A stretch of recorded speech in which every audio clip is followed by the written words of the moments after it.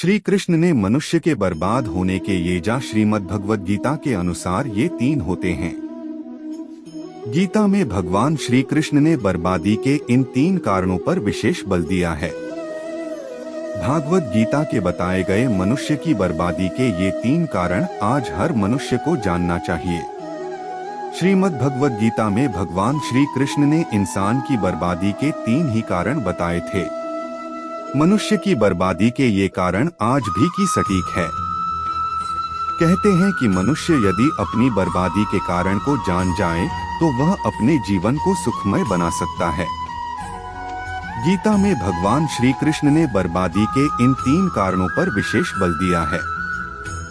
भागवत गीता के बताए गए मनुष्य की बर्बादी के ये 3 कारण आज हर मनुष्य को जानना चाहिए। यह कोई मैं नहीं बता रहा बल्कि गीता में ऐसा वर्णन मिलता है। क्या आप जानते हैं कि मनुष्य की बर्बादी के 3 कारण कौन कौन से हैं? यदि नहीं तो आगे हम इसे एक कहानी के आधार पर जानते हैं। प्राचीन काल में एक शाही परिवार में एक लड़के का जन्म हुआ। कम उम्र में ही शाही ठाठ से दूर गुरुकुल में भेज दिया था। गुरुकुल में यह बालक सबसे होनहार था। उसने वेदों और शास्त्रों का अध्ययन किया। गुरुकुल में अभी उसकी शिक्षा समाप्त भी नहीं हुई थी कि उसके माता पिता में और सभी भाई बहन प्राकृतिक आपदा में मारे गए। शिक्षा समाप्त करने के बाद इस बालक ने प्रण लिए कि उसका सारा जीवन लोगों की भलाई में ही बीतेगा। अब इस साधु ने अपनी सारी महत्वाकांक्षा त्याग दी। वह सांसारिक वस्तुओं को छोड़कर हिमालय की जंगलों में चला गया। उसने लंबे समय तक तपस्या की। धीरे धीरे इस साधु की चर्चा सभी जगह होने लगी। उस राज्य का राजा बहुत ही क्रूर व्यक्ति था। राजा ने साधु से भेंट करने की ठानी, जिसके बाद राजा उस साधु से इतना प्रभावित हुआ कि उसने अच्छाई की राह पर चलने की ठान ली। राजा मन ही मन सोचने लगा कि अगर ये साधु मुझे चंद मिनटों में ही इतना कुछ बदल सकता है तो यदि ये मेरे पास रहने लगे तो मेरी जिंदगी ही बदल जाएगी। इसके बाद राजा ने साधु से अपने साथ चलने के आग्रह करने लगा। साधु इसके लिए मान गए और राजा उन्हें साथ लेकर महल में चले गए। वहां राजा ने साधु को शाही कमरे में भोजन करवाया। साधु ने राजा का धन्यवाद किया और जाने की आज्ञा मांगी, जिस पर राजा ने कहा, आप हमारे बगीचे में हमेशा के लिए रह सकते हैं। साधु ने राजा के प्रस्ताव को स्वीकार कर लिया। बगीचे में साधु के लिए एक कुटिया बना दी गई। राजा ने भी साधु की खूब सेवा की। कुछ समय बाद अचानक राजा और रानी अपने पड़ोस के राज्य में चले गए।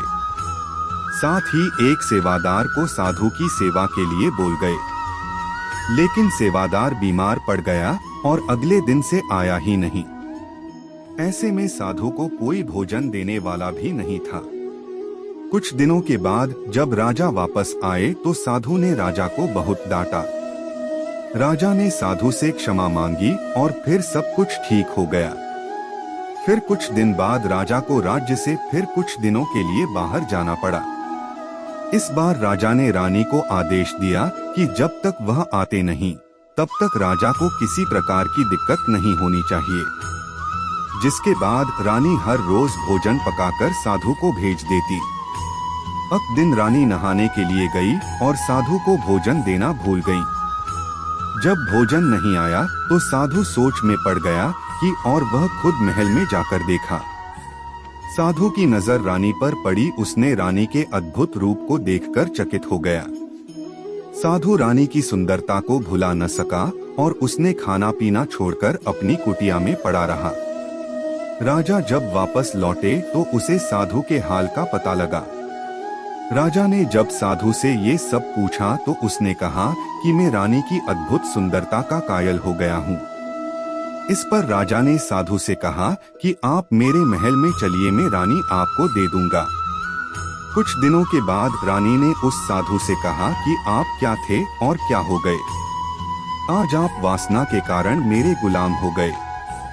यह सुनकर साधु को महसूस हुआ कि वो तो एक साधु है। साधु जोर जोर से चिल्लाने लगे और रानी से कहा, मुझे क्षमा कर दीजिए। इस कहानी का उद्देश्य ये है कि इंसान को पहले अपने मन को दूसरा दुनिया के भोग विलास और तीसरा स्त्री के प्रति आकर्षण को काबू में रखना चाहिए, नहीं तो ये इंसान को बर्बाद कर देती है।